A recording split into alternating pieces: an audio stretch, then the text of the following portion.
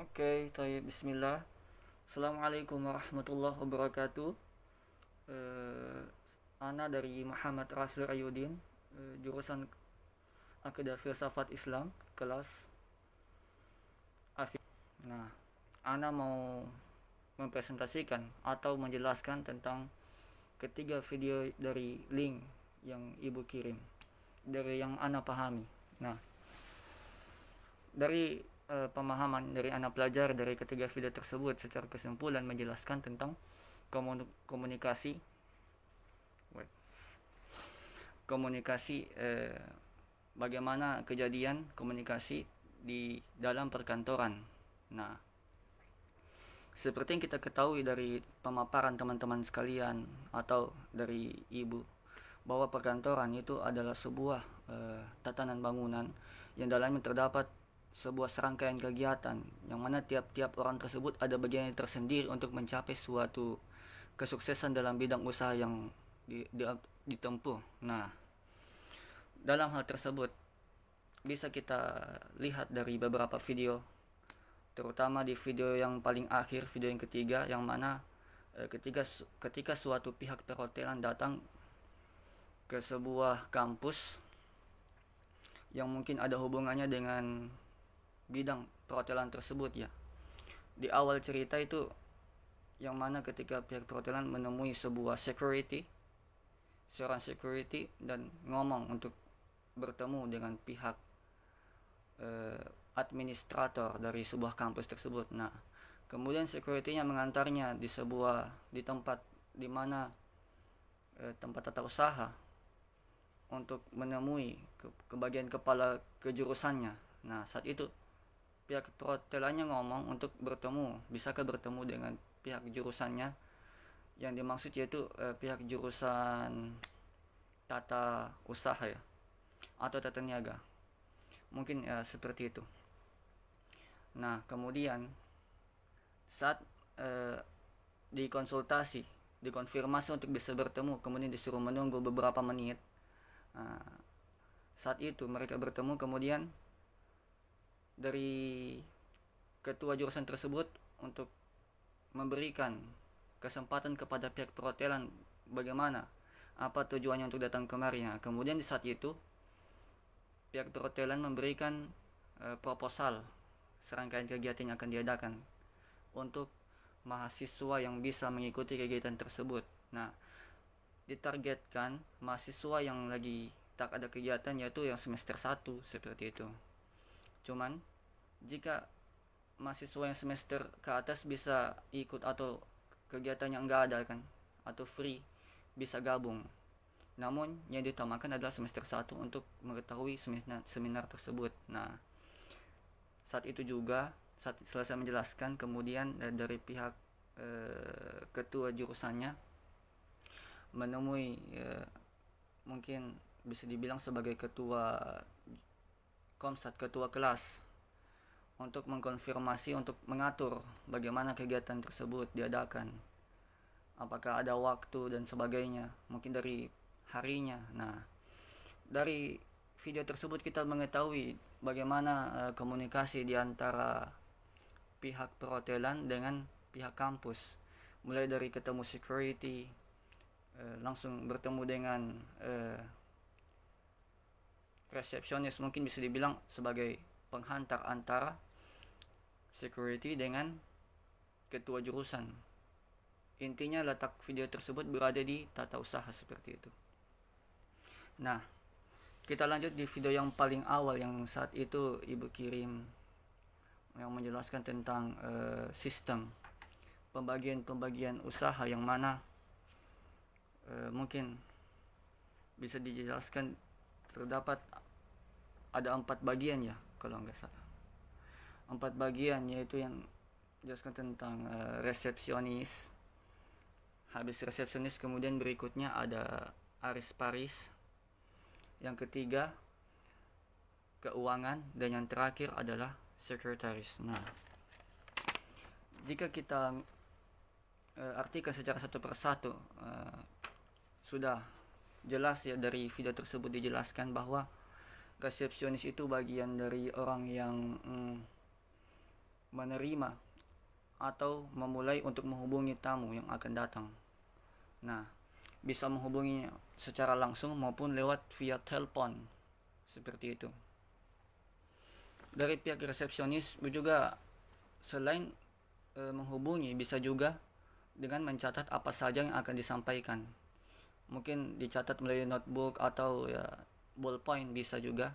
Dan ada adab tersendiri untuk bagaimana resepsionis menghubungi atau menerima telepon dari tamu, yang mana sebelum memulai halo atau salam diutamakan untuk menyebut nama usahanya tersebut, mungkin dari perusahaan PT mana atau CV mana kan, seperti itu. Kemudian menyampaikan salam dan dengan nama seperti itu, dan apa keinginannya untuk menelpon. Nah, setelah itu berikutnya setelah resepsionis masuk ke aris paris, yang gunanya untuk, ya sudah jelas dari kata awalnya, arsi, mengarsipkan, artinya membackup data, menyimpan data yang apa yang ada. Kemudian bisa juga tugas aris paris tersebut mengolah apa saja yang ada diterima. Arsip mengolah bisa menjadikan sebuah backup data itu menjadi sebuah informasi, seperti itu. Itu tugas utamanya aris paris, mencatat kemudian bagian keuangan itu yang ketiga ya, adalah mencatat penerimaan atau mencatat juga semua pengeluaran keuangan di bagian perkantoran. Itu semua untuk menjaga bagaimana sistem perkembangan dari organisasi tersebut atau usaha. Nah, kemudian berikutnya adalah sekretaris. Sekretaris ini bisa dibilang sebagai wakil atau tangan kanan dari manajer, yang gunanya untuk membantu kepala usaha dalam melaksanakan sebuah rumusan rencana atau kegiatan dalam perkantoran untuk mencapai kesuksesan bersama. Nah, seperti itu. Terus bisa disimpulkan itulah ya pekerjaan pekerjaan dalam perkantoran yang dibagi menurut pekerjaannya masing-masing dari tiap-tiap orang. Nah, kemudian berikutnya di video yang urutan kedua, di sana dijelaskan bagaimana dalam sebuah usaha ketika itu ada scene saat itu manajer HRD atau usaha Surya Mandiri, perusahaan terbatas perseroan. Di sana ada sebuah mungkin anak buahnya ya, bisa dibilang Vika atas nama putrinya sendiri, Vika, menelpon dari pihak sekolah untuk membayar tunggakan SPP-nya. Nah, saat itu juga manajer dari HRD tersebut untuk segera pamit dan kemudian menemui dari awal sekolah itu, masuk di bagian tata usaha, kemudian menemui tata usaha tersebut, kemudian ngobrol apakah bisa menemui dari kepala sekolah. Nah, saat itu mereka ngobrol panjang lebar, kemudian minta maaf, apakah anak saya masih ada tunggakannya, berapakah jumlah dari tunggakan tersebut. Kemudian dari pihak kepala sekolah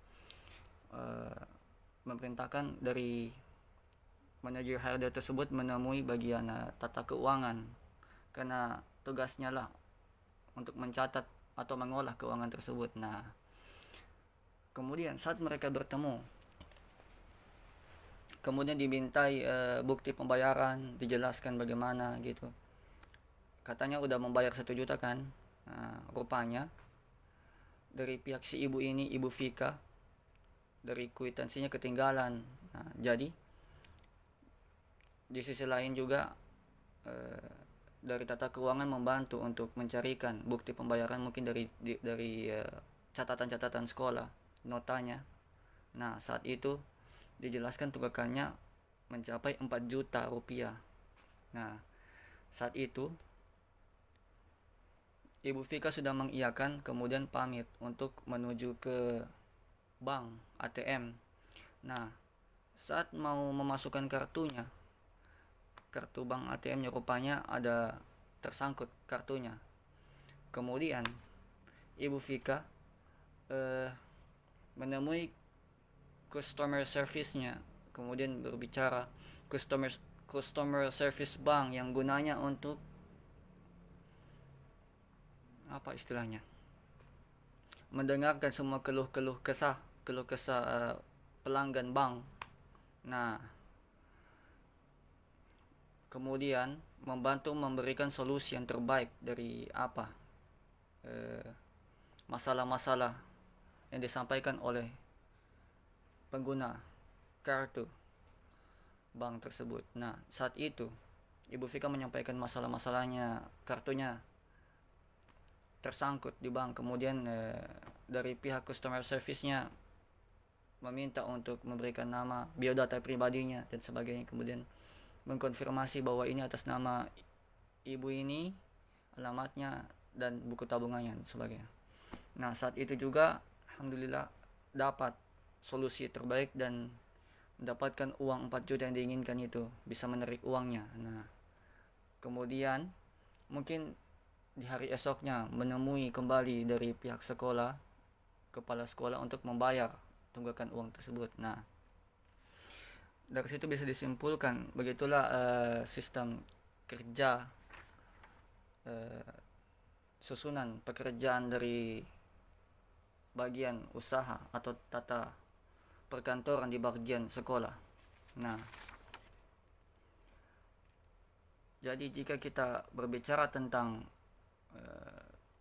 perkantoran tersebut, ada beberapa hal yang perlu diperhatikan, diantaranya bagian resepsionis. Meskipun tugasnya ya hanya sekedar untuk menerima panggilan dari tamu atau panggilan mau menelpon tamu tersebut, dari tata berbicaranya dianjurkan untuk menggunakan bahasa, ya kalau bisa bahasa asing bisa kan, diharuskan, atau kalau menggunakan bahasa Indonesia juga bisa, maybe bisa menggunakan bahasa Inggris, bahasa Cina dan sebagainya. Itu tergantung dari PT mana yang dia masuki, PT mana. Nah, jika PT-nya bernaung di Indonesia maka bebas, cuman untuk sekarang dianjurkan untuk bisa ngomong menggunakan bahasa asing seperti itu. Nah, seperti kita tahu juga perbedaan PT dan CV ya. CV itu ya perusahaan yang persekutuan. Di antaranya ada perbedaan lah dengan PT. Di antaranya bisa dari perbedaan pajak, perbedaan bagaimana usahanya diorganisir, bagaimana juga ya keuntungannya dari segi pribadi juga berbeda lah. Kayak gitu. Mungkin dari segi dana agak lebih murah kalau bagian CV, sementara kalau bagian PT itu harganya lebih tinggi. Cuman kalau secara hukum PT jauh lebih dijamin, lebih terjaga dibandingkan CV. Nah, cuman masing-masing dari kedua cabang usaha tersebut ada kelebihan dan kekurangannya. Oke, mungkin dari itu aja dari pemaparan dari saya. Apabila terdapat kesalahan mohon dimaafkan, dan terima kasih atas penilaiannya. Saya tutup dengan bila sabil haq. Assalamualaikum warahmatullahi wabarakatuh.